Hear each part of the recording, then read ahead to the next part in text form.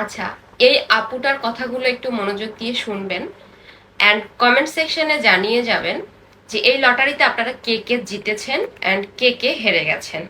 আমি জানি অনেকেই জিতে যায়, অনেকেই হেরে যায়, বাট সবাই প্রকাশ করতে পারে না। তবে আমি খুব করে চাই আমার বোনেরা, আপনারা আমার কমেন্টে জানিয়ে যাবেন কে কে হেরেছেন আর কে কে জিতেছেন। অ্যান্ড আমারটা, আমি এই লটারিতে জিতেছি নাকি হেরে গেছি, সেটা আমি ভিডিও লাস্টে বলতেছি। চলেন আপুটার কথাগুলো শুনে আসি। মেয়েদের ভাগ্য হচ্ছে লটারির মতো। যদি ওই লটারিতে আপনি জিতেন, তাহলে আপনি সারা জীবন আকাশে উড়বেন আর উড়বেন। আর ওই লটারিতে আপনি যদি হারেন, তাহলে দুঃখের জোয়ারে নদীর সাগরের স্রোতের মতো ভাসবেন, শুধু ভাসবেন, কোনো কুল কিরানা থাকে না।